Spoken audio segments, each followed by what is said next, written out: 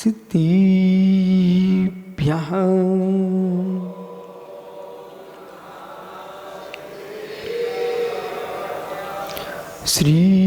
श्रीमत्पुरुं वीरं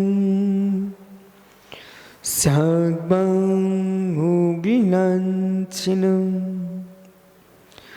जियात्रिलोकिनाथस्य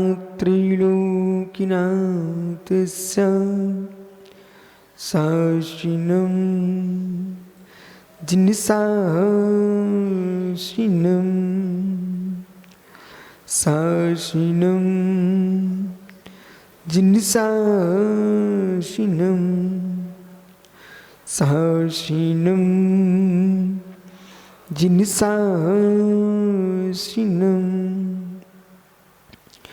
ऋमोरिन्ताडं ऋमोसिताडं ऋमो इरियाडं ऋमोसायाडं ऋमोलोयसोसाहुडं। अनंत अनंत परम सिद्ध भगवानी की एक जड़गवान आदिनाथ स्वामी की एक जड़गवान महावीर स्वामी की परम पूज्य आचार्य भगवान कुंद कुंद स्वामी की परम पूज्य आचार्य विराग स्वामी मुनि महाराज की ये सर्वज्ञ शासन नमस्तु शासन जयवंतो वितराग श्रवण संस्कृति। भगवान सर्वज्ञ देव ने अनंत धर्मात्मक वस्तु के वस्तुत्व को जान करके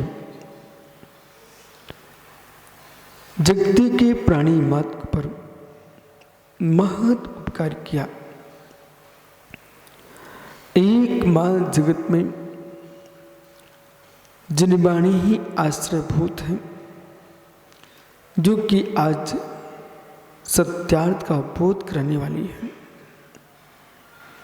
वीतराग वाणी के अभाव में कोई भी प्राणी सम्यक बोध, सम्यक बुद्धि और सम्यक विचार को प्राप्त नहीं होता।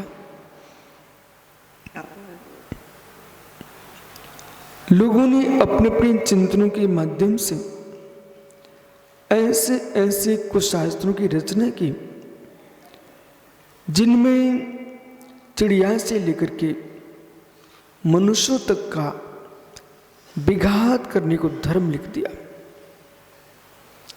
कबूतर की बलि, चिड़िया की बलि, भैंसे की बलि, नरमेध यज्ञ, अश्वमेध यज्ञ, गोमेध यज्ञ, जिस गाय को पवित्र माना जाता है उस गाय तक का हवन कर दिया।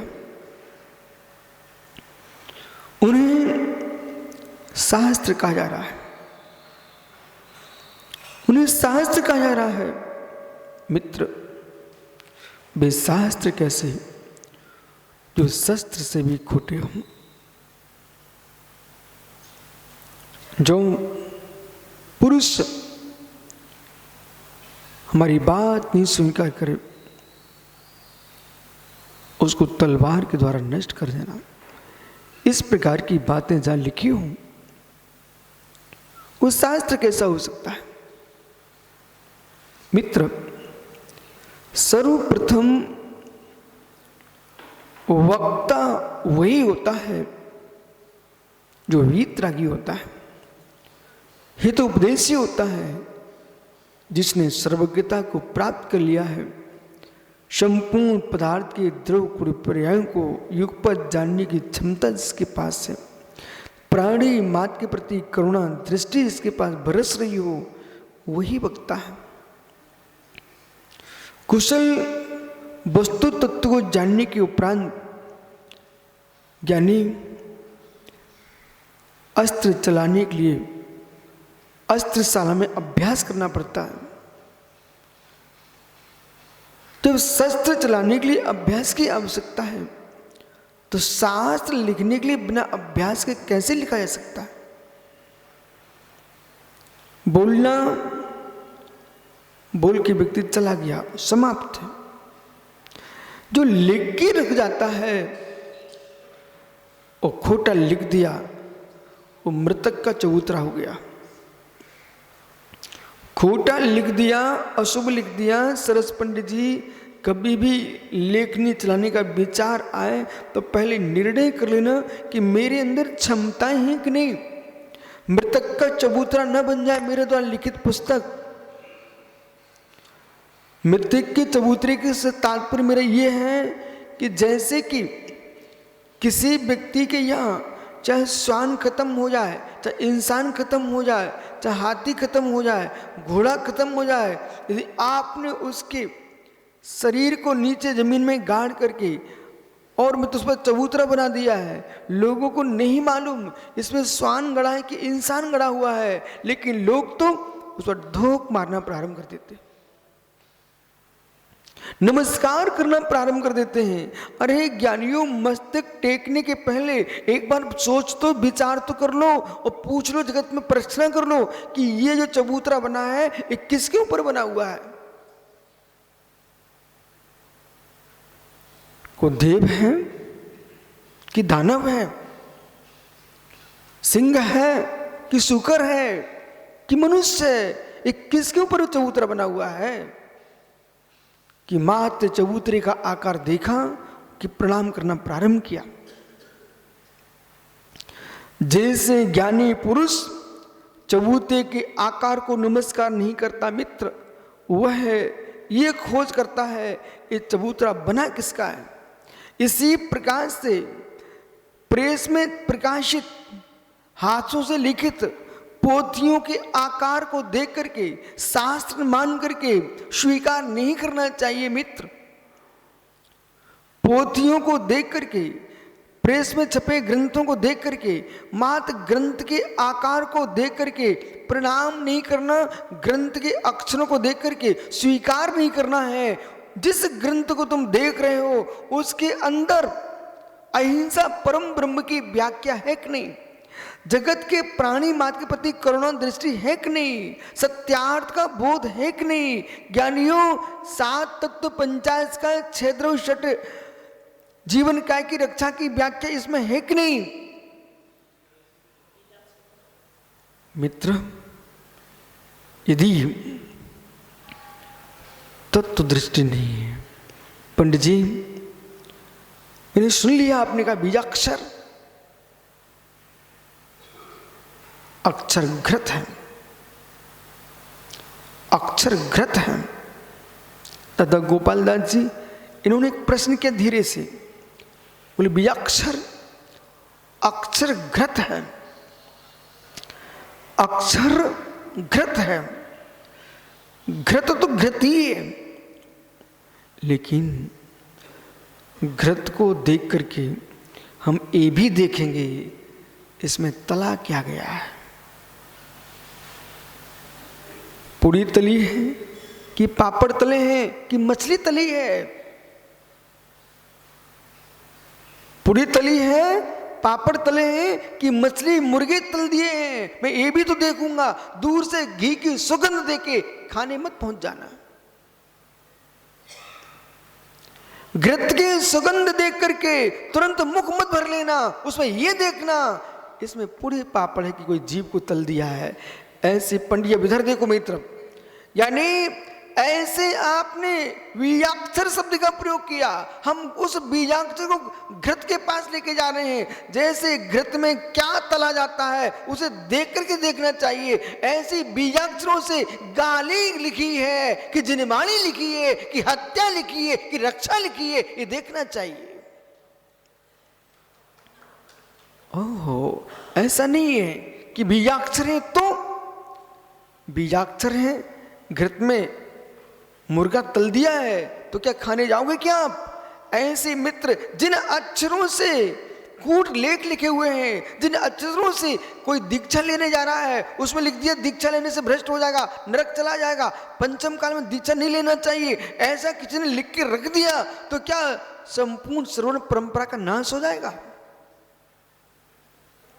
आपको मालूम इन अक्षरों से लोग कितने अनर्थ कर रहे हैं। अभी कुछ दिन पहले देश में बहुत हंगामा हुआ था कि एक व्यक्ति ने ये लिख के रख दिया कि जैनी निशाचर हैं, राक्षस हैं। तो मेरे मित्र, उनके अक्षरों के प्रयोग करने से क्या वो शब्द जिनवाणी होगा क्या?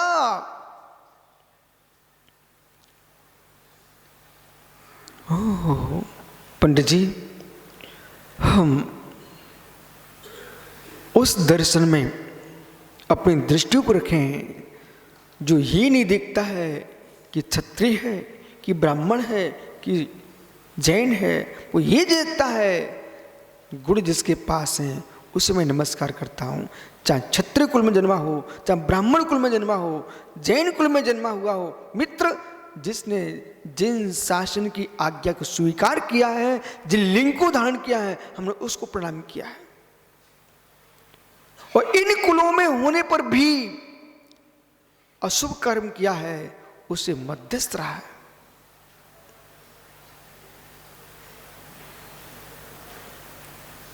इसलिए आज जो व्याख्यान है वो स्वाध्याय का है। आज की जो गाथा है वो स्वाध्याय की गाथा है। अब किसी ने नियम तो ले लिया, बैठो दादाजी, नियम तो ले लिया, मैं स्वाध्याय करूंगा। मित्र, नियम दिलाने वालों को यह भी नियम दिलाना पड़ेगा कि स्वाध्याय तो आप करें, लेकिन किसका करें? किसी युवा को तुमने नियम दे दिया, 21 वर्ष के युवा को तुमने नियम दे दिया स्वाध्याय करो, पर ये नहीं बताया कौन सा शास्त्र पढ़े। उसने जाकर के ऐसे पुस्तकें पढ़ डाली जिन पुस्तकों को पढ़ने से भारत देश का ही नाश का विचार आ गया। सुनिए ध्यान से आप मित्र, सामने शिक्षा देना वो विचार अलग मस्तिष्क में जाते हैं। एकांत में बैठ करके पुस्तकों को पढ़ना, वे सीधे के सीधे अक्षर वो अर्थ, दूसरा कोई है ही नहीं है, उसके मस्तिष्क में टकरा रहे हैं। और जैसा जैसा पढ़ता जाता है उसके विचार बदलते चले जाते हैं। वो मालूम चला जो भारतीय संस्कृति की रक्षा करने वाले व्यक्ति का बेटा था, वो हमारे भारत के इतिहास को ही नाश करने के लिए खड़ा हो गया। पंडित जी, जो गाय प्याज के खेत में जाए वो प्याज खा के आए, वो आपको नहीं मालूम हो तो अपने दादा गोपाल दास जी बैठा है यहाँ पर, बैठे ना, वो उनको पूछना, यदि गाय प्याज के खेत में खाना खा के आती, भोजन करके आती, चर के आती ना, जिस दिन दूसरे दिन तुम उसका दूध देखना, गाय के दूध में जो सुगंध गंध आती प्याज की। पंडित जी, यदि गाय ने मल खाया है ना, मल, तो मल की गंध आने लगती दूध में। पंडित जी इधर देखो मेरी तरफ, यदि आपने अनार का रस पिया है, अनार का रस पिया है, दूसरे दिन तुम सोच जाना अपना मल देखना कैसे निकलता है। पंडित जी, दूध मलाई खाइए, दूध पिया आपने, रबड़ी खाइए, दूसरे दिन जाना आप और देखना मल कैसा निकलता, गोरा निकलता है। जैसा खाता है वैसा मल निकलता है। मित्र, गाय को जैसा दाना खिलाओ वैसा स्वादिष्ट दूध निकलता है, परंतु ध्यान दो, गाय के मुख में गया प्याज का टुकड़ा गाय के दूध में प्याज की गंध भर दिए। ये पूछो सत्य है कि नहीं?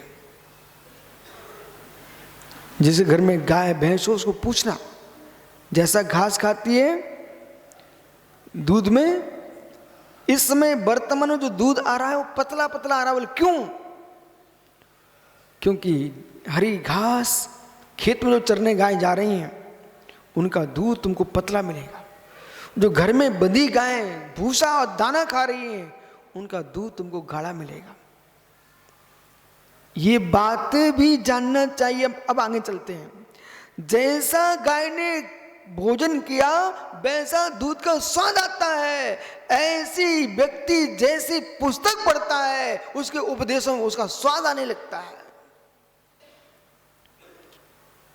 पढ़ने से व्यक्ति का भाषा बदलती है। इसलिए अनिल भैया, सामान्य जन को जिनकी क्षमताएं कमजोर हैं और जो गाय चर के भी दूध बनाना नहीं जानते, उन लोगों को बाहर की कोई पुस्तक नहीं देना। घास चर के भी दूध बनाने की योग्यता बैल में नहीं है, गाय में ही है। ऐसे जगत का कुछ भी पढ़ के आए आदमी और उसके अंदर तत्व की प्रूपणा करके जिनवाणी बनाने की क्षमता हो, ऐसे आदमी को कोई भी पुस्तक दे दो कर लेगा अपना काम। लेकिन जिसके अंदर पाचन शक्ति नहीं है, कुछ लोग इतना गरिष्ठ खाते, मालूम चला मालक पवन किशमिश खाए तो बेचारों को चबाने के लिए समय नहीं मिला। बोले अभी चबाऊंगा तो समय लग जाएगा, सीधी खाओ और खाने को मिलेगी। और मालूम चला दूसरे दिन सोच को गया, मल में किशमिश की किशमिश दिख रही, चिरौंजी के चिरौंजी दिख रहे, मुनक्के के मुनक्के दिख रहे हैं, बादाम का बादाम के पीस पड़े हुए हैं, सीधे के सीधे। मतलब इसकी पाचन शक्ति कितनी कमजोर है और कितनी जल्दीबाजी से भोजन करने वाला है। ऐसे व्यक्ति को तुम कितनी सुंदर खिला देना, उस शरीर में लगेगी नहीं। क्यों? सब बाहर निकल गया। ऐसे जो लोग जैसा पढ़ने लगते हैं और वैसे ही बोलने लगते हैं, ऐसे लोगों को भी कोई पुस्तक देना ही मत। क्यों नहीं देना? अरे कहाँ क्या लिखा था और ज्यों का तुम बोल दिया मित्र, ये तो युद्ध करा देगा। देश में सांप्रदायिक दंगे भड़का देगा।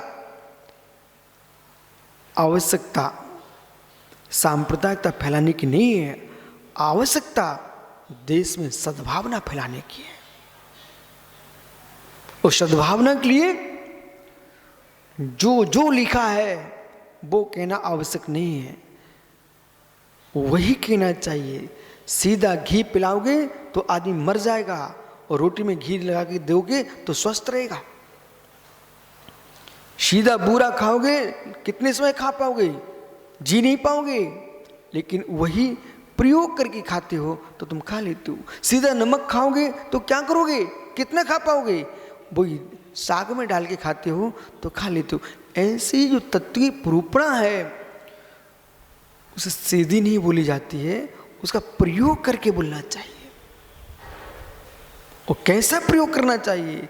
जैसे दाल में नमक डाल करके हम नमक का प्रयोग करते हैं, ऐसे अपने तत्व को कहना। आपको कोई कथा लेकर के बोल दीजिए, कोई दृष्टांत लेके बोल दीजिए, कोई सिद्धांत लेके बोलिए। सीधी सीधी व्याख्या करोगे तो कितने देर तक बोल पाएंगे आप?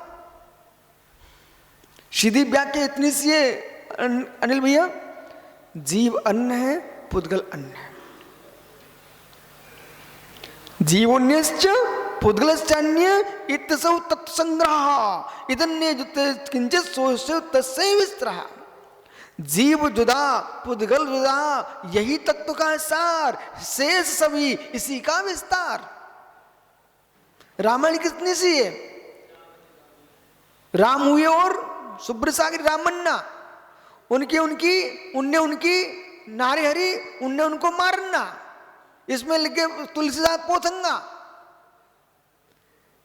रामते रावणता, राम रावण हुए, उन्होंने सीता का हरण किया, उन्होंने उनका मरण किया। इतनी सी तो रामायण है। तुलसीदास जी ने लिख दिया पोथंगा। ओहो, मेघदूत में कितना सा वर्णन है। मेघों को दूत बना के भेजा, इतना मोटा ग्रंथ लिख गया कालिदास जी ने। पारस बुदे में कितनी सी व्याख्या है। भगवान पारसनाथ स्वामी अही क्षेत्र में ध्यान से खड़े हुए हैं और कमट ने मेघों को दूत बना करके भेजा। आचार्य जिनसे स्वामी ने एक विशाल ग्रंथ लिख दिया, पारस बुद है।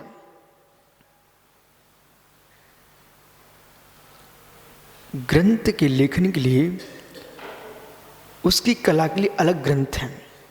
काव्य, अलंकार, साहित्य, छंद, इन सबको जानेगा इतिहास, तब कहीं ग्रंथ लिखा जा सकता है। और जिसको भाषा का ज्ञान नहीं है वो ग्रंथ कैसे लिख पाएगा? भावों का ज्ञान नहीं है, ग्रंथ कैसे लिख पाएगा? बागभट्ट अलंकार, तो बागभट्ट जी ने एक अलंकार शास्त्र लिख दिया। आचार्य पूज्यपाद स्वामी ने जैनेन्द्र व्याकरण ग्रंथ लिख दिया। अभयनंद सूरी आदि अनेक आचार्यों ने उस पर टीकाएं लिखी। इतने ग्रंथ हैं भारत में, इतने ग्रंथ हैं। यदि एक पुरुष के लिए भोजन पानी की व्यवस्था बन जाए और सुबह से बैठे शाम तक प्रतिदिन जीवन पर्यंत अध्ययन का वो आनंद ले सकता है, और जो अध्ययन का आनंद है अनिल भैया जगत में कहीं नहीं है। जन्म देने वाली माँ कितने बरस तक दूध पिलाती है? ईमानदारी से। माँ जन्म देने वाली जननी कितने दिन तक दूध पिलाती है अपनी आंचल का? नहीं बताओगे आप लोग हैं?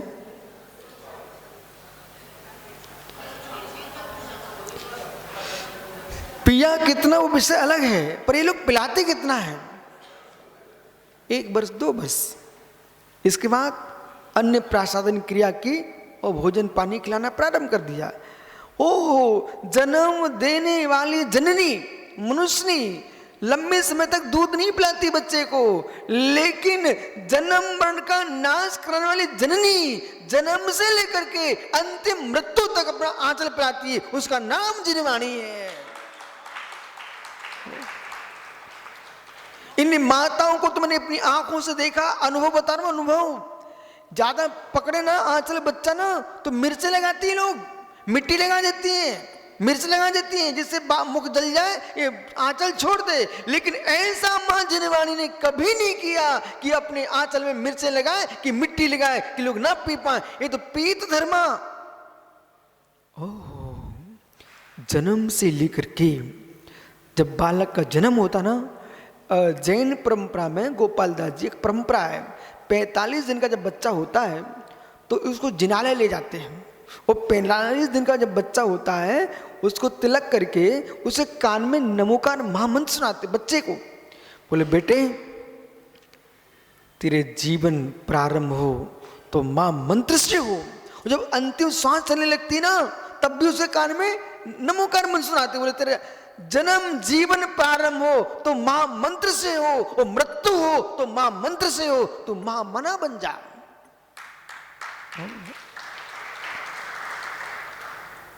ये संस्कार माताओं, ये परंपरा विच्छिन्न न हो पाए। 45 दिन का बच्चा जैसे हुआ उसको जिनालय में ले जाकर के उसको भगवान के दर्शन कराना, मंत्र नमोकार सुनाना, और उसके माथे पर चंदन का तिलक लगाना, चंदन का तिलक लगाना। बोले इस पर जोर क्यों दे रहे हो? चंदन का तिलक जीवन के प्रारंभ और जीवन के अंत की सूचना देने वाला है। माथे पर चंदन का तिलक है, शुद्ध चंदन शीतलता देगा, और शीतलता देगा तो बुद्धि का विकास होगा। और अंतिम श्वास तक चंदन का तिलक तुम ग्रस्त हो लगाते रहना। बोले क्यों? जब तक तुम्हारा तिलक 5-10 मिनट के अंदर सूखता रहे तब तक तुम जीते रहना। और जिस दिन 1 घंटे तक तिलक सूखा ही नहीं है, इसका मतलब आज तुम्हारा अंतिम दिन है, अपने ध्यान में लीन हो जाओ, आज तुम्हारी नियम से मृत्यु होगी। जिसके माथे पर लगा चंदन का टीका और 1 घंटे तक नहीं सूखा, उसका अंतिम दिन है आज। परीक्षा कर लेना आप तो। ये रिष्ट है, रिष्ट है। विज्ञान बोले क्या मतलब? इसके शरीर की गर्मी समाप्त हो चुकी है, तिलक नहीं सूखा है, इसका मतलब अब इसको समाधि ले लेना चाहिए। मुनिराज तिलक तो नहीं लगाते, फिर ये कैसे मालूम करेंगे? इनको भी मालूम करने की विद्या है। जो तिलक नहीं लगा पाते हैं उन्हें प्रतिदिन अपने ध्यान में बैठ करके आंख खोल करके अपनी नाक देखना चाहिए। जब तक तुम्हारी आंख से नाक का अग्रभाग दिखता रहेगा तब तक तुम्हारा जीवन है। और जिस दिन आपको अपनी आंख से नाक का दिखना बंद हो जाए, अब तैयारी कर लो, अब तैयारी कर लो, समाधि की तैयारी करो।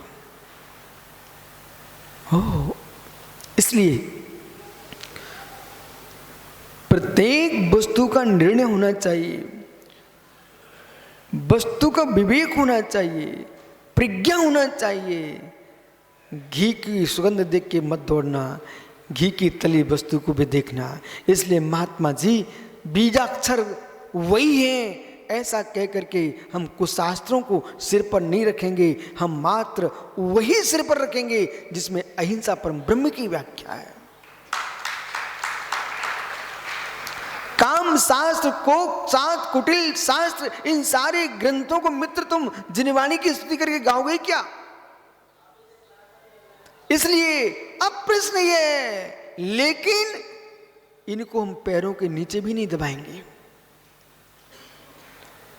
यदि सिर नहीं झुकाएंगे तो पैरों के नीचे भी नहीं दबाएंगे। बोले क्यों नहीं दबाएंगे? इसलिए नहीं दबाएंगे, मित्र मित्र अक्षर वही है। उस घृत को नहीं देखूंगा जिसमें मछली तल दी है, पर उस घृत में हम जाकर के पैर भी नहीं डुबाएंगे, सिर भी नहीं डुबाएंगे, हम दूर से मध्यस्थ होकर छोड़ देंगे। पंडित जी, आपके घर में एक बाल्टी घी रखा हुआ था, उसमें एक चींटी आके मर गई, तुम शुद्ध जैन यदि हो तो क्या करोगे? प्रश्न उत्तर दो। एक चींटी उसमें आके खत्म हो गई और एक बाल्टी घी है, और आज कीमत अनिल भैया घी की, शुद्ध घी है 500, 700, 1000 जितने भी हो मित्र, न मुझे खरीदना पड़ता न मुझे बेचना पड़ता, मुझे कोई प्रयोजन नहीं है। लेकिन मैं आपसे पूछ रहा हूं, ठीक है 1000 मान लीजिए, 500 मान, जितने भी हो, अब इनके प्रश्न है कि इतनी मेहनत से घी निकाल के लाया है और जिसकी कीमत 1000 रुपए शुद्ध घी की कीमत चल रही है, और उसमें एक चींटी आगे खत्म हो गई। अब मेरे मित्र बोल, तू शुद्ध जैनी उस घी का क्या करेगा?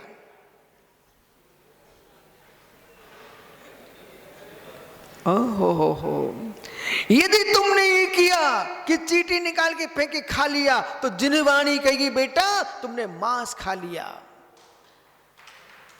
बोले क्यों?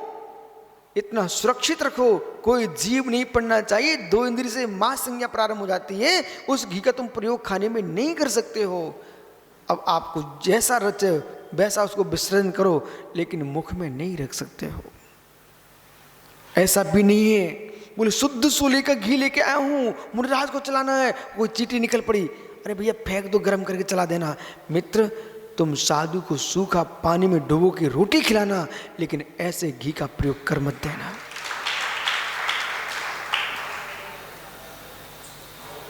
जितना पुण्य नहीं लगेगा उतना पाप लग जाएगा नहीं तो। इसलिए बैठो भैया। है ज्ञानी,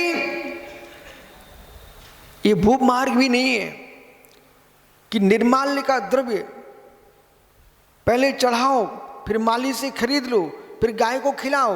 अरे उसको गाय को क्यों खिला रहे? तुम तो छोड़ चुके ना, तुम्हें क्या प्रयोजन? तुम्हें गाय को भूख लग रही है, गाय को तुम्हें खिलाने का शौक है ना, तो माली का हिस्सा माली को जाने दो। मित्र, आप गाय के लिए अपने घर का द्रव्य खिलाओ ना।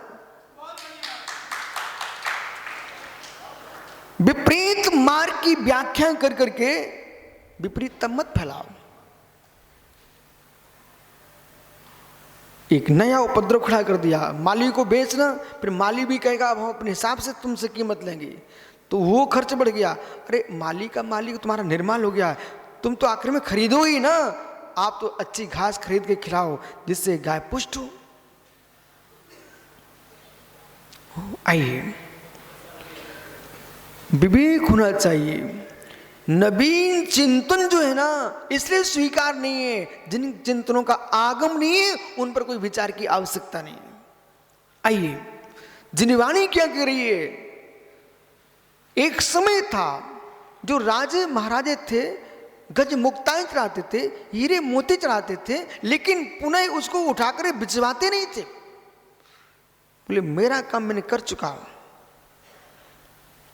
जैसे मित्र, चाहे तुम गुलाब जामुन खाओ, चाहे मित्र तुम रसगुल्ले खाओ, चाहे तुम बालूशाही खाओ, चाहे दूध पियो, चाहे घी पियो, लेकिन जितना तुम स्वाद लेना ले लिया है, शरीर को मिलना था मिल चुका है। अब जो तत्व अवशिष्ट बचा है वो मल हो चुका है। सुबह से तुम छोड़ के आते हो और सूअर उठा ले जाता है, तुम ये कहोगे ए भाग यहां से, मैंने कल बालूशाही खाई थी समझ सागर जी, तू क्यों उठा रहा है इसको।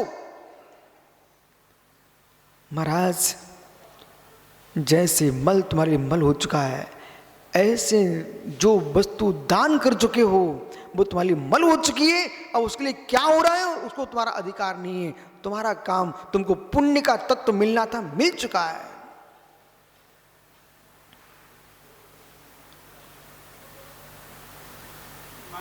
इतना ही तुमको राग है। इसलिए ज्ञानी बोध होना चाहिए। आपको दर्शन प्रतिज्ञा ग्रंथ पढ़िए आप। मनोरमा मनोवती प्रतिदिन गजमुक्ता चढ़ाने का नियम था उसका, लेकिन उसको माली उठा के ले गया, कोई दूसरे ने नहीं उठाया। वस्तु तत्व का निर्णय सम्यक होना चाहिए। यदि आपको लोभ कषाय चढ़ाने के बाद भी सता रही है तो मित्र तुम श्रीफल की जगह बादाम चढ़ा दो, उसका भी लोभ सता है तो मेरे मित्र इलायची चढ़ा दो, उसका भी लोभ सता है, पानी की बूंद चढ़ा दो, वो उसका भी लोभ सता है, तुम सूखे हाथ जोड़ के चले आओ, लेकिन चढ़ाने के बाद बिक्री मत कराओ। ओहो, इसलिए यहां पर जो व्याख्या जिनवाणी की, आगम क्या कह रहा है इस पर विचार करो। जीरो धा पटठा अवशेष धर्म जो भुंजई सो भुंजई नरे गई दुक्कम। आपके लिए निर्माल है, तुम तो बुद्धिपूर्वक किसी को भी निर्माल नहीं खिला सकते हो। ऐसा नहीं है सुब्रत सागर जी।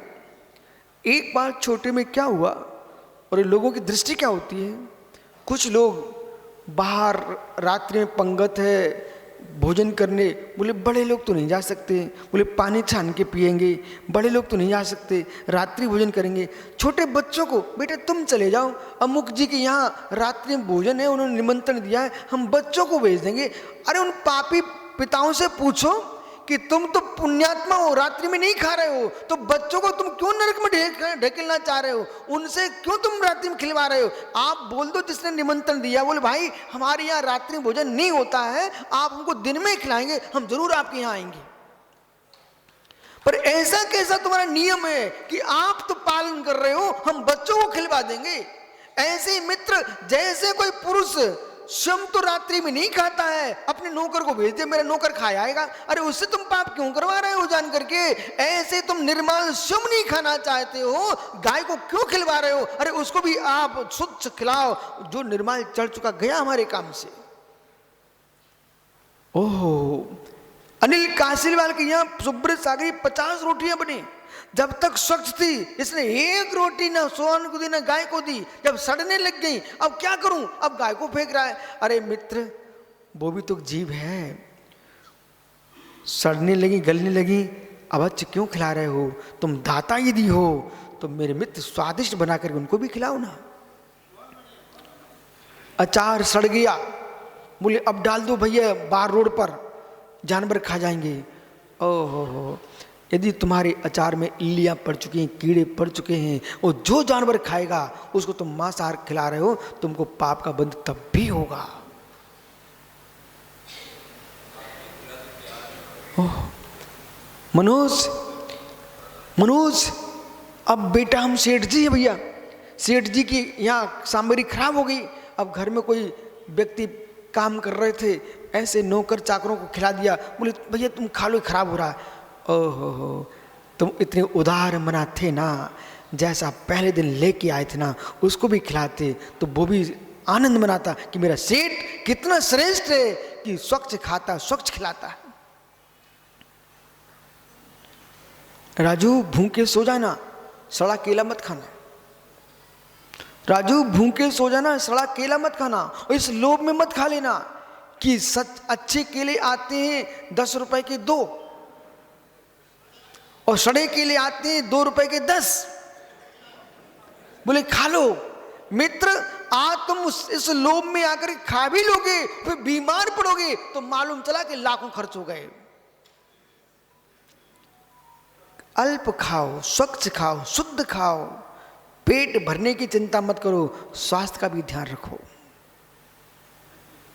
जैसे पेट भरने की चिंता मत करो, स्वास्थ्य का ध्यान रखो, ऐसे किसी व्यक्ति पास समय है। बोले महाराज श्री समय कैसे पास करूं, इसलिए मैं सुनने चला जाता हूं। अरे पेट भरने के लिए चिंता मत करो, स्वच्छ खाओ, स्वस्थ रहो। ऐसे समय पास करने के लिए सुनने मत जाओ, स्वस्थ सुनो, स्वस्थ रहो। जिनवाणी सुनो, जिनवाणी के अंदर जियो। मिथ्या सुन लोगे, मिथ्यात्व में डूब जाओगे। अनेकांत को सुनो, अनेकांत को समझो, अनेकांत में जियो। देख लो भैया सुब्रत सागर जी, आपके मित्रगण क्या व्याख्याएं कर रहे हैं, और ये व्याख्याएं क्या सिद्धांत शास्त्रों में लिखी है।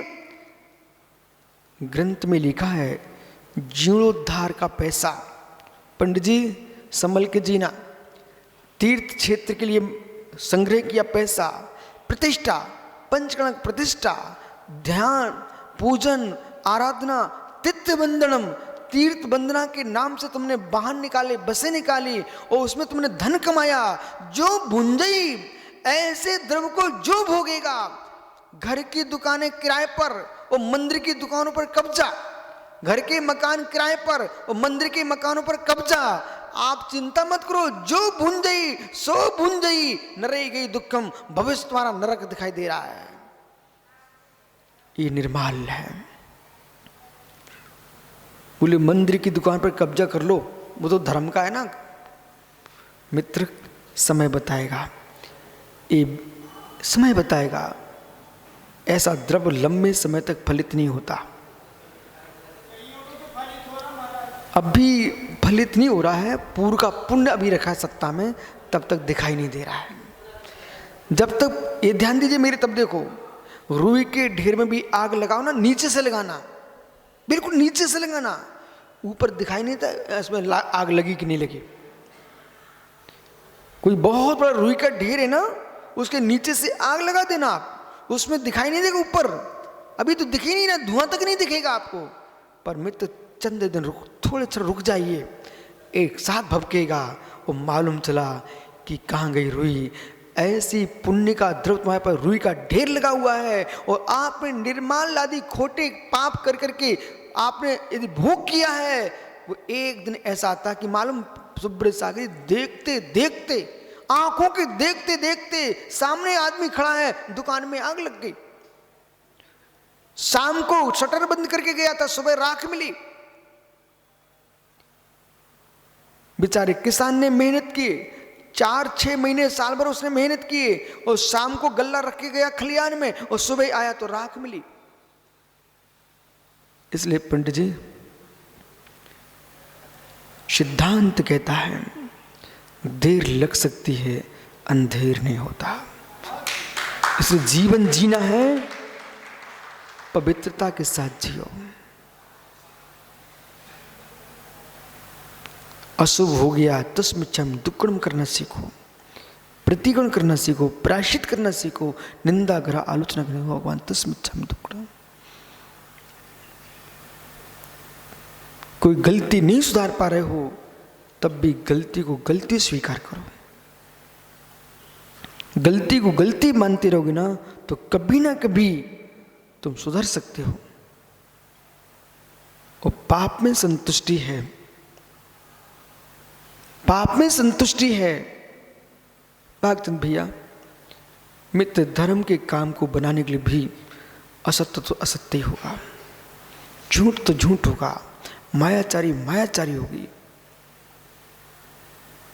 तत्क्षण को मत देखिए, भविष्य को भी देखिए। माँ एक बात आपसे करना मुझे, राजू पांड्या, इन माताओं के अंदर खोटी आदत प्रवेश कर चुकी है। उस आदत को सुधारना बहुत जरूरी है। देश विनाश के कगार पर खड़ा हो जाएगा।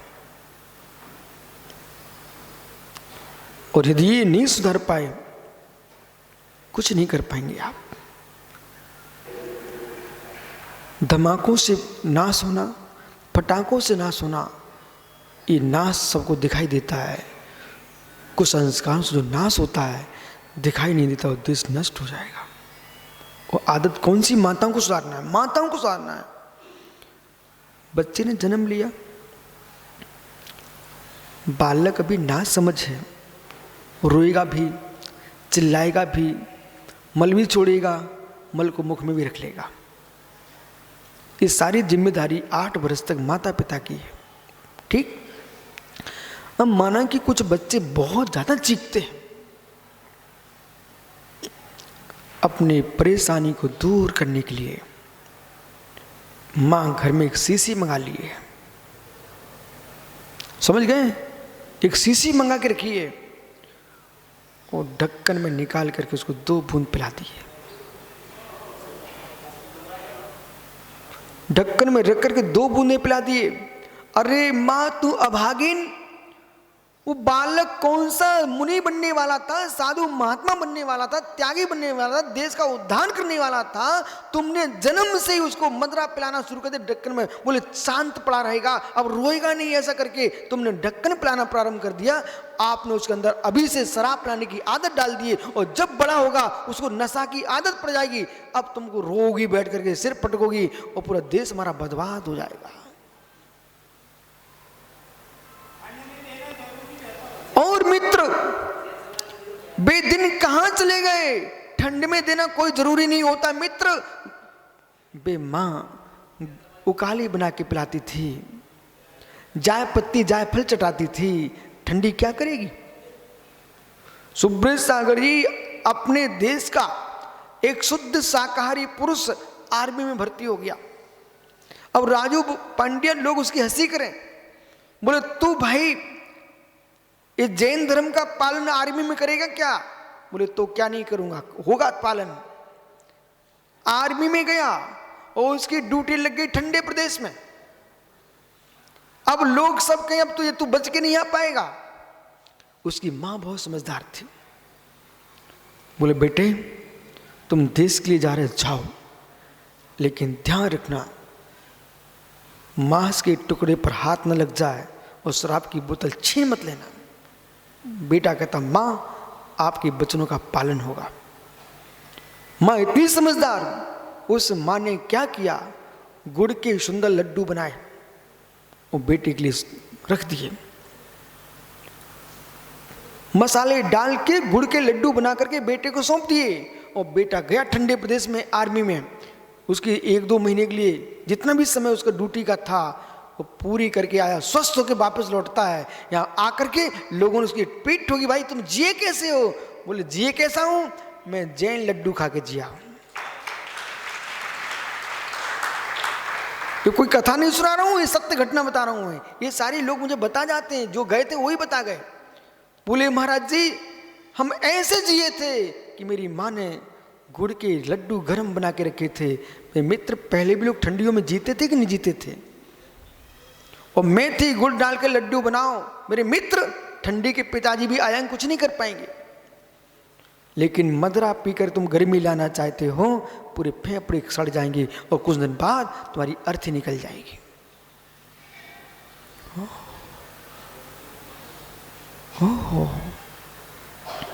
इसलिए वस्तु तत्व को समझना चाहिए। जैसे पानी छान के पीना चाहिए, ऐसे सांस भी छान के पड़ना चाहिए। पानी छान के पीते हो ना, ऐसे जिनवाड़ी भी छनी छनाई होना चाहिए। किसी व्यक्ति ने मिलावट करके रख दिया है, उसे हम जिनवाड़ी नहीं कह पाएंगे। इसलिए इंद्र नंदी नीतिसार नाम के ग्रंथ में, ग्रंथ का नाम तुरंत नोट कर लिया करो, इंद्र नंदी नीतिसार नाम के ग्रंथ में ये लिखा हुआ है कि शास्त्रों की परीक्षा कीजिए। अब प्रश्न है कि शास्त्रों की परीक्षा कैसे करें, हम तो पढ़ने वाले हैं। अरे तुमको ज्ञान नहीं है तो जो प्राचीन आचार्यों ने, भगवंतों ने जो ग्रंथ लिखे कहे हुए हैं आचार्य भगवंतों ने, उन ग्रंथों के अनुसार वर्तमान के ग्रंथ में बात समावेश कर रही है तो स्वीकार है। यदि पूरा आचार्यों के अनुकूल नहीं है तो हमको स्वीकार नहीं है। मूल सिद्धांत अहिंसा परम ब्रह्म, विवेक। इसलिए ऐसा नहीं है कि भागचंद जी के पास समय है, गुरुजी मुझे तो पढ़ना स्वाध्याय करना है। मित्र, कहा भुक्षुं कालकूट प्रशंसा करी। सुनाइए मित्र, भूखा व्यक्ति कालकूट जहर खाएगा क्या? आप पढ़ते हो इरियापत में, महात्मा जी भूखा आदमी जहर खाएगा क्या?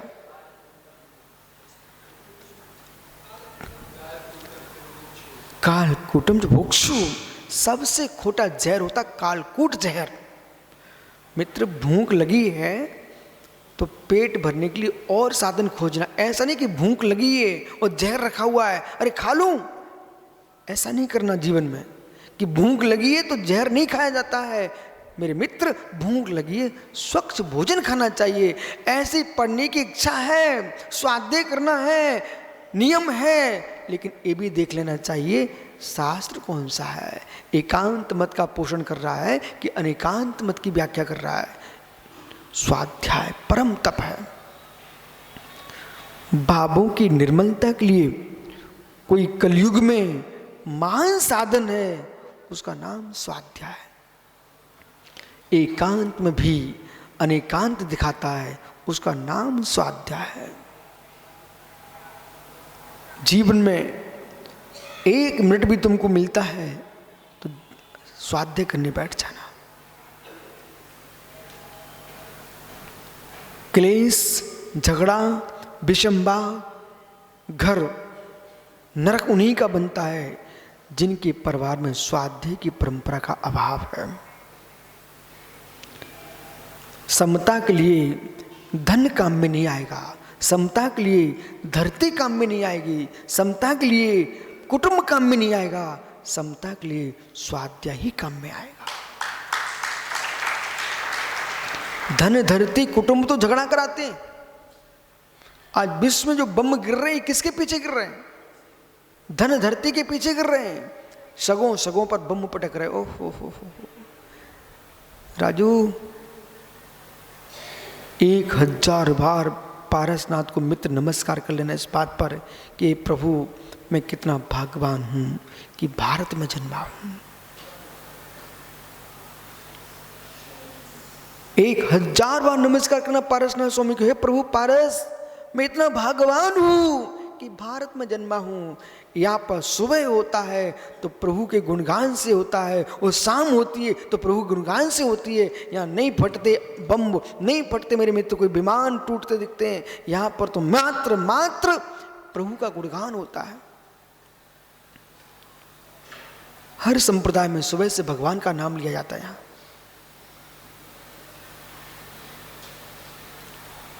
ये अवभाग्य मानो तुम भारत में जन्मे हो, फिर मां अवभाग्य मानो मित्र तुम समय शिखर मधुबन में बैठे हो।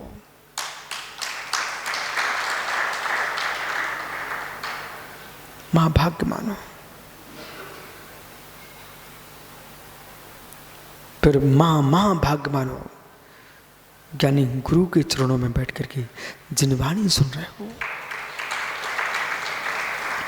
इसी समय इसी काल में मित्र, इसी समय इसी काल में रोडों पे जाके देख के आओ, सुबह से अभी तक कितने जीवों को लोग छील चुके होंगे, कितने जीवों को लोग मुख में रख चुके होंगे। न बिच्छू को छोड़ते हैं, न सांप को छोड़ते हैं, न सुअर को छोड़ते हैं, न मेरे मित्र गिलहरी को छोड़ते हैं। ओहो, गधे तक को नहीं छोड़ रहे हैं, श्वान को भी नहीं छोड़ रहे हैं। ऐसे लोग आकार में इंसान हैं पर भाव में मेरे मित्र पिशाच है। जो देव जाति का पिशाच है वो भी ऐसा काम नहीं करता, ये नर पिशाच है। देवों के यहां तो अमृत होता है, ये नर पिशाच है।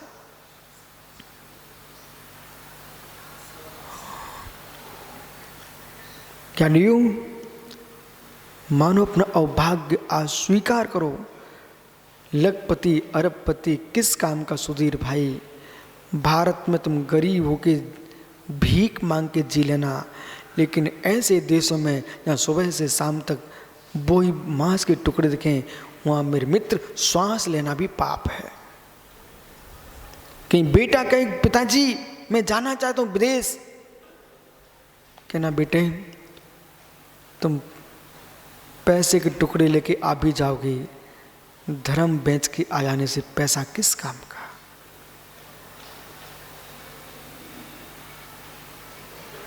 किस काम का। धन की अनुभूति और शांति की अनुभूति, इन दोनों में अंतर है।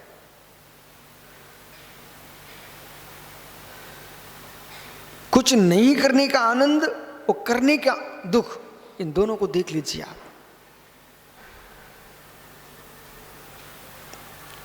पुण्य को कुछ नहीं करने का आनंद और करने का तनाव, इन दोनों को देख लीजिए। हो। कोई पुरुष विधान करवा रहा हो, पंचकर्म करवा रहा हो, मित्र और कोई मात्र पंचकर्म देखने आया है। जो देखने आया है ना, वो ज्यादा विशुद्ध प्रणामों से बैठा हुआ है। वो पंडाल के अंदर होता है, जो करवा रहा ना बेचारा वो बाहर घूम रहा। बोले भैया कुछ व्यवस्था तो कम तो नहीं है। बोलो पंडित बनारसी जी, बिमल कुमार सौर्या पंडित जी, सुब्रत सागरी, बिमल कुमार पंडित सौर्या जी एक दिन हमसे बोले महाराज जी आज समझ में आ गया। हमने क्या हुआ पंडित जी? बोले अभी तक मैं प्रतिष्ठा 4 प्रतिष्ठाएं कराने जाता था, इसलिए पता ही नहीं चलता था। बोले गए प्रतिष्ठा कराई, वो आनंद से घर आ गए। जब उन्होंने मदनपुर में पंचकर्म करवाया और मदनपुर मंदिर बनवाया उन्होंने जब, तो एक प्रतिष्ठा 4 देश का ख्याति प्राप्त अपने हाथ से कई बार पंडित जी काम करते मिले वहां पर। बनारसी पंडित काम कर रहे थे तुम्हारे सौर्या जी, और हमसे बोले महाराज जी अब समझ में आता है कि पंचकर्म कितना कठिन होता है। बोले एक दियसलाई भी चाहिए तो हमको लेके आना पड़ रही है, एक छोटी सी वस्तु जो हमको लेके आना पड़ रही है। पहले तो मैं मंच से चिल्ला पड़ता था लोगों से, बोले ये व्यवस्था नहीं बनी है, लेकिन आज समझ में आ गया कि व्यवस्था कहने में कितनी सरलता है, व्यवस्था बनाने में कितनी कठिनाई है। जीवन में अनुभव भी आना चाहिए। रवि, पिता से सिक्का मांगने में कोई देर नहीं लगती है। पिता बन के कमाने जाओगे ना बेटा, फिर पता चलेगा। गुरु के पास आकर के ये कह देना अनुशासन होना चाहिए, ये बहुत सरल है बेटा, तुम अनुशासन करके दिखाओगे तब तुमको मालूम चलेगा।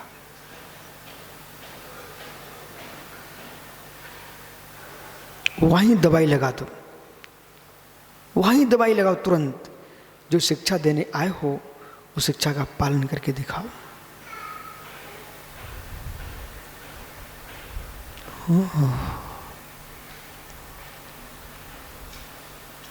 क्या हो गया?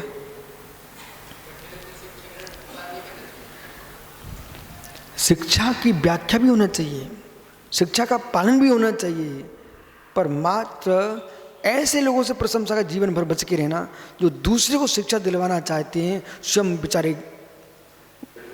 बेचारे वही जीवन जीते हैं जो नाली को साफ करने वाले जीव जीते हैं। उनका धर्म है कि जो हमें दूसरे में गलती दिख रही है उस तरीके की आपके अंदर भी तो वो गलतियां नहीं बिराजी हैं, उन्हें भी ठीक करना चाहिए। उन्हें भी ठीक करना चाहिए, कठिन हो चाहे सरल हो, वहाँ ठीक करना पड़ेगा। कोई व्यक्ति नमक में गिरदता रखता है तो उसकी तुम हल्ला कर रहे हो, बहुत नमक खाता है। मित्र, तुम बूरे में गिरदता रखते हो, उसका भी तो ध्यान देना पड़ेगा। कसाई की दृष्टि से देखा जाएगा तो तुम्हारी गिरदता बराबर है, एक को नमक पसंद है, एक को बूरा पसंद है। इसलिए जब भी कोई व्यक्ति आंख उठाने की कोशिश करे कि मुझे अमुक व्यक्ति में दोष दिख रहे हैं तो खोज लेना चाहिए वे दोष मेरे अंदर तो नहीं है। ओहो, किसी को नारी में राग है, किसी को नर में राग है, राग दोनों का है। स्वाध्याय, स्वाध्याय सबसे पहले वाचना, निर्दोष अक्षरों से युक्त, निर्दोष अर्थ से युक्त और वीतरागी आगम प्रणीत, आचार प्रणीत आगम, इसका अनेकांश सापेक्ष जिसमें व्याख्यान है, ऐसे ग्रंथ का वाचन करना। पर्यटनम भयणम परिच्छिन्नम अनुपण धम्म कहा सुधि मंगल संयुक्तो तुधि मंगल संयुक्तो पंच भी होए सज्जाओ। ये 5 प्रकार के स्वाध्याय की व्याख्या कर रहे हैं। परिवर्तन यानी आमना, बार बार परिवर्तन करना, बार बार घोकना, पाठ याद करना, कंठस्थ करना। ग्रंथों को कंठस्थ भी करना चाहिए। अंटी का दाम वो कंठ की विद्या, जब पड़े काम तब खोल दो। मित्र, दूसरे के हाथ में धन और ग्रंथों की विद्या जब काम पड़ेगा तब काम में नहीं आएगी। आपने रखवा दिए 1 करोड़ रुपया टोंगिया किसी के हाथ में, बोले भैया हम आपसे ले लेंगे, और जब तुमको जरूरत पड़ी वो लेके भाग गया, अथवा कहता भैया है ही नहीं अभी, तो किस काम की? यहां तत्व की व्याख्या चल रही है और प्रसंग कोई छिड़ गया। अब तुम कह रहे वो सास मिलेगा, वो सास यहां पर है ही नहीं है, वो सास तो कोई दूसरे विराजमान है। मित्र, ग्रंथ कंठ में होना चाहिए, वो हाथ में अंटी में दाम होना चाहिए, सुखी रहते हैं। इसलिए जो लोग कहते हैं ना हम हिंदी पढ़ लेते हैं, हम समझ लेते हैं, वे मात्र अपनी समझ तक ही हैं। विद्वानों के बीच में वे ही काम में आएंगे जिनको शास्त्रों के सूत्र, गाथाएं, श्लोक कंठस्थ हैं। वे लोग सभा में मेरे मित्र ऐसे चमकते हैं जैसे किसी माँ के माथे पर सोने का तिलक चमकता है। सभा में रवि वे ही चमकते हैं जैसे माथे पर मेरे मित्र बिछुआ नहीं चमकते, वे पैरों के नीचे दबते हैं बिछुए। तो नूपुर कितने ही बजे झुनझुन करें लेकिन रहते नीचे ही पैरों के।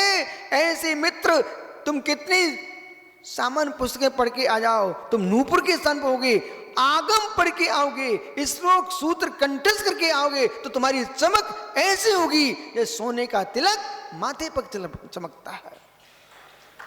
सभा में तिलक बन के आना चाहते हो तो समस्तसारी ग्रंथों को कंठस्थ करो। सभा में तिलक बन के आना चाहते हो, देखो मैं तो जोर दूंगा, आपको उत्साह भरूंगा, उत्साह को उत्साह ही मान के चलना, प्रेशर मान के मत चलना। नहीं तो ये सोचो बहुत सताते हैं, इतने कहते याद करो याद करो। अरे मित्र, याद करो जिसे याद भूल जाओ।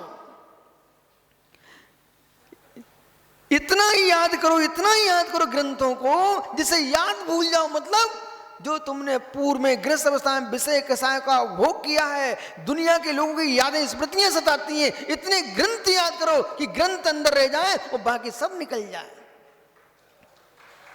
ओहो पवन, खड़े हो ना जरा, समझदार हो।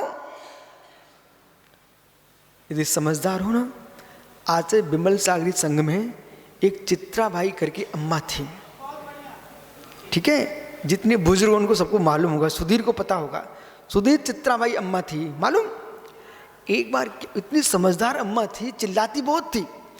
एक दिन सोनागिरी में आचार्य बिमल सागर महाराज जी आहार करके बाहर निकल गए। वो थाली लगा के आई, वो कहाँ गया बिमला, कहाँ गया बिमला, भरत कहाँ है, भरत कहाँ है, मुझे कहाँ चला गया आज। और उसकी भाषा ऐसी थी, भाव खराब नहीं थे, जो प्रथम कोई सुने ना तो उसको लगे क्या बोल रही है अम्मा। एक दिन क्या हुआ, मैं छुल्लक था, तो वो बड़ी समझ बोली मेहमान महाराज है। क्या बोली? बोले मेहमान महाराज है। तो आहार देके चले गए, ठीक है। उसने क्या देखा, एक वृद्ध महाराज थे, अंजलि में आहार आया, ऐसी कोई सामग्री आ गई अंजलि में जिससे अंतराय की पूर्ण संभावना थी। वो चित्राबाई इतनी समझदार थी, उसने देखा महाराज देख नहीं पा रहे हैं और सामने ऐसी सामग्री दिख रही है कि अभी इनको 2 मिनट में कहीं दिख गई, 1 मिनट में तो तुरंत अंजलि छोड़ने वाले हैं। वो धीरे से आई, जोर से, उसके हाथ में दूध का लोटा था। उसने इतना दूध भरा वो नीचे बहने लग गया। अब देखने वाले क्या बोले कैसी पागल महिला है, कितना दूध गिरा रही है। अब तुम्हें क्या मालूम, जब आहार हो गए महाराज की निरंतरा है, जो आदमी कह रहा था ना कितनी पागल महिला है, उन्हें बुलाया, बेटा इधर आ, देख मैं पागल की तू पागल। बोले क्या अम्मा? ओ महाराज की अंजलि में उनको दिख नहीं रहा था, एक बाल चिपका था छोटा सा, और मैंने दूध इतना भर दिया कि बाल नीचे चला गया और महाराज को दूध चला गया, उनका अंतरा हमने बचा लिया। वो माँ ने अच्छा किया कि बुरा किया? ज्ञानी थी कि नहीं? ज्ञानी थी कि नहीं? अब सुनिए ध्यान से, कुछ सामान हटा के निकालना पड़ता है, कुछ सामान भर के निकालना पड़ता है। विद्या सीख बेटा, कुछ सामान ऐसे उठा के निकाल दो, अलग कर दो। कुछ सामान उठाने का समय नहीं है तो भर दो भैया, डबल भर दो, जिससे गंदा अपने आप निकल जाएगा। जैसे कि तुम्हारे घर में कुआं था, कुआं में सड़ाने लगी, पानी खराब हो गया और उसमें पानी आने की संभावना ही नहीं थी, गोबर और डाल दिया, वो सूख गया अंदर। अब तुम क्या करोगे? तुम उतर सकते नहीं हो। मित्र इतना पानी भरो कि जितनी गंदगी है ऊपर से पानी भरो आप उसके अंदर, सब बाहर उतराना प्रारंभ हो जाएगी। ऐसा होता कि नहीं होता? ऐसे बालक जितनी बुद्धि में कचरा भरा हुआ है, इतना सांस पढ़ो कि वो अंदर चला जाए और अंदर का कचरा बाहर फेंक जाए। इसलिए इतने प्रवचन सुनो कि सारे कचड़े बाहर हो जाएं। आयस में पवन में बैठ जाओ, अध्ययन करो, रटो, बार रटो। यदि अध्ययन कर लिया, रट लिया तो व्यक्ति ज्ञानी बन जाएगा। परिवर्तन, वाचना, प्रक्षिणा, जो विषय समझ में नहीं आ रहा है सदगुरुओं से पूछ करके अपने प्रश्न का समाधान करना, अनुप्रेक्षा, बार तत्व का चिंतन करना, और स्तुति मंगलपूर्वक धर्म कथा करना। महापुरुषों की कथा करने से पुण्य का आश्रय होता, पाप का क्षय होता है। इसलिए प्रसन्न सागर जी महापुरुषों की, जैसे भी आप पद्म पुराण पढ़ रहे हैं, राम की व्याख्या कर रहे हो, महापुरुषों के जब अच्छी बातें निकलती हैं हृदय गदगद हो जाता है। कल मालूम यहाँ पर अपने कथा की बहुत सारे लोग मेरे पास है, गुरुजी रोमटे खड़े हो गए, मेरी आंखों में आंसू आ गए। मित्र कथा भी करो तो ऐसी करो जो कथा चल रही है उसके पात्र श्रोताओं की आंखों के सामने आने लग जाए। ऐसी कथा करो, ऐसी कथा मत करो कि जो कथ्य विषय है उस पर अश्रद्धान बढ़ जाए। ऐसी कथा करो जो कथा वाचक और कथा का वाच्य है उस पर श्रद्धा बढ़ जाए। कथा, धर्म कथा, ये 5 प्रकार स्वाध्याय। क्यों? ख्याति फल इसलिए पूजा निर्विखो जिन सत्यम जो पड़ी है भक्ति ये कम मुनिश्रोतम सुलाहो शेरो तस्या। यानी अंतिम गाथा कह रही है, एक कार्तपरीक्षा ग्रंथ की गाथा है। यहाँ पर 476, 475 और कारकन परीक्षा में गाथा 462 नंबर की गाथा है। पूजा निर्विखो, ख्याति लाभ पूजा से निरपेक्ष होकर के दृढ़ सत्यम जो पढ़ी, जो जिनेन्द्र के कथित शास्त्रों को पढ़ता भक्ति है, भक्ति पूर्वक विनय भी होना चाहिए। ऐसा नहीं ज्ञान के लोलूप में मुख में इलायची दबाए हैं और सांस पकड़े घूम रहे हो, पढ़ रहे हैं। मित्र ऊंचे स्थान पर विराजमान कीजिए। कोई ये उपन्यास नहीं है जंगा पर सांस रखे हुए हो। और मित्र कोई मल का स्थान नहीं है कि जिनवाणी है, जिनवाणी उसको सिर पर विराजमान करो। अहिंसा परमो धर्म सूत्र है जियो और सूत्र है जियो और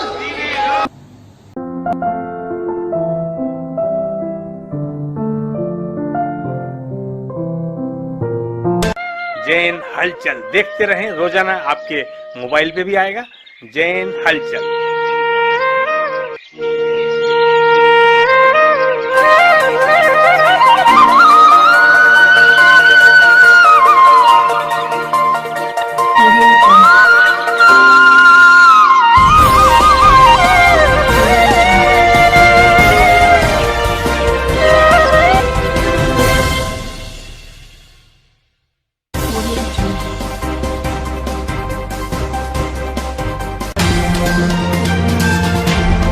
जियो और जीने भी दो, अहिंसा परमो धर्म।